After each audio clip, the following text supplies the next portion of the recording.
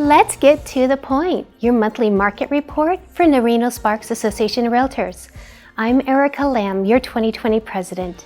This month's market report is brought to you by Umpqua Bank, helping neighbors into their homes for over 50 years.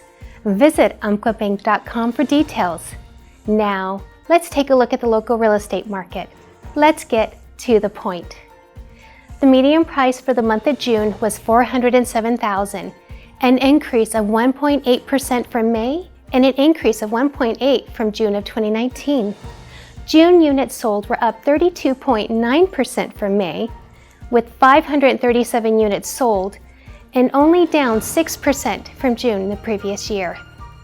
June brought in 655 new listings to the Reno-Sparks area, showing an increase of 7.9% from May, but still down 17.2% from June 2019.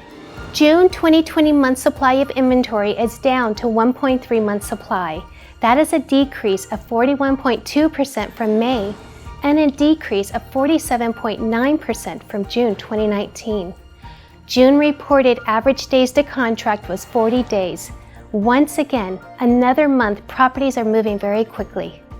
And now, it's time for the Monthly Economic Minute with Elliot Eisenberg. Elliot is a nationally acclaimed economist and the author of the blog, Econ 70. Elliot, COVID-19 is running through the country and yet housing seems to be very stable. Why is that? That's a great question, Erika, and there are a number of reasons why. First and foremost, this recession is not focused and centered in the housing market. As such, housing doesn't have to correct itself and fix itself up and retrench before it can get going. No problems there. Second, huge demand. There's demand because interest rates are low. There's demand because the millennials are aging into home buying, and there's huge demand because there's pent-up demand because home builders haven't been building for years and inventories are low, and because sales were really weak in the second half of March and the first half of April. On top of that, the coronavirus itself is causing increased demand. People want a new house. They want a house in the suburbs. They want a house near family. They want a house with a place for the kids to play so that next time there's a lockdown, they're ready. And last but not least, there's no supply. There's no supply for three reasons. First, builders are building less than before. Second, there's forbearance, keeping people who aren't paying their rent mortgage from having their houses hit the market. And last but not least, sellers are reluctant to put their house on the market because they're fearful they'll get coronavirus from someone who's walking through.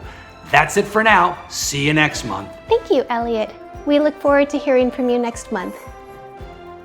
This month, Angelica Reyes, 2020 Immediate Past President, held our first Community Corner interview with Ann Silver, Chief Executive Officer for the Reno-Sparks Chamber of Commerce. Let's take a look. Hi everyone, Angelica Reyes here, your immediate past president of the Reno-Sparks Association of REALTORS. And I'm here today with Ann Silver, the CEO with the Reno-Sparks Chamber of Commerce. Back in February, when the realization began to take hold that COVID-19 would have an impact on our lives and community like we've never seen before. Right. What measures did you and the Chamber take to support the members and their community? Thank you for that question. Well, I think when it sunk in very quickly around March 11th, we knew that we needed to keep our members informed every single day. We knew the federal government was coming forward with some loans and grants, and so we decided to go from a weekly business-to-business update to a daily chamber briefing. Secondly, we developed a program called COVID Kindness, where we knew that a large number of our members were in the food service business. And we thought, how are we going to help them? They're all shut down. And we worked with the Community Foundation to assist us. We contacted every business member we have who runs a business, who runs a restaurant, a food service organization. And we said these healthcare responders, the frontline workers need food. They're working 12, 14-hour shifts. We want you to give a $100 gift certificate to your restaurant or food service delivery place, and the Community Foundation will reimburse you 80% of that. We also created a program called Curbside Commerce that enabled businesses, after a great deal of lobbying the governor's office, to promote their business curbside. Where they might have been closed under the governor's directive, they could still, if masked, deliver product to the trunk of a car or flatbed of a truck and pay online and keep commerce flowing. We also started a Path Forward series where we've had all sorts of influential decision makers and influencers in the community on the phone with our members at least twice a week. And we started with the governor, our U.S. senators, our congressmen, university president, the head of the airport, the head of the RSCVA. We have speakers lined up all the way through August. Just having that, it gives you a little bit of peace of mind knowing that something is happening behind the scenes. Yeah, there's so much going on, and it's good to feel, particularly if you're working from your kitchen or your basement or somewhere, to think, I'm still a part of this community. I need to know what's going on. Keep connected. I want to hear from these people that are very influential and important in this community, what they're doing living here. I love it. Yeah. As consumers and influencers in the communities, how can realtors, their families, their friends help support and be an active member with the Chamber and its community?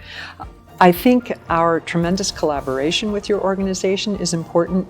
We, when people call, and we have hundreds of calls a day, I heard the phone ringing in the background, people wanting to move here, and we refer them to you. We say, contact the Association of Realtors. They're going to help you. I think also, realtors should join the Chamber of Commerce. Many are independent contractors. We encourage that. We have many realtors who make up our 2,000 strong membership, and we want to be an advocate for those individuals. So we want to do whatever we can to promote real estate and realtors. Thank you so much, Ann. I appreciate you Angelica. taking the time to meet with us and provide this information to all our members. I know that they'll appreciate it. Well, thank you so much. I appreciate being invited. Thank you, Angelica. To see the full interview, visit our website at rsar.realtor. And now, please welcome Gary MacDonald, 2020 President-elect, to give you an update on what's going on in the Fernley market. Take it away, Gary. Thank you, Erika. Now let's take a look at Fernley. The median price in Fernley for the month of June was $276,000. That's a 1.3% increase from May and an increase of 4% from June of last year. June units sold were up 54.5% from May, with 51 units sold, and down 17.7% from June the previous year. Fernley had 77 new listings, which is a huge 87.8% increase from May and up 24.2% from June of 2019. June's 2020 month supply of inventory is down to just 1.5 months supply. That's a decrease of 43.1% from May and a decrease of 27.7% from June of 2019. With only 49 days to contract and sellers receiving almost 100% asking price, Fernley is holding strong in this real estate market. Now it's back to you, Erika. Thank you, Gary. Reno-Sparks Association of Realtors is happy to announce that we have provided 500 realtor safety kits for our agents. These safety kits included hand sanitizers and masks, which will help us to continue to pivot into this new norm. This allows us to keep real estate essential and help in protecting Nevadans, because that's who we are. Be sure to join us each month for the latest news, trends, and insights on the real estate market in Northern Nevada. Subscribe to our YouTube channel, RSAR Realtors, so you never miss an update. See you next month.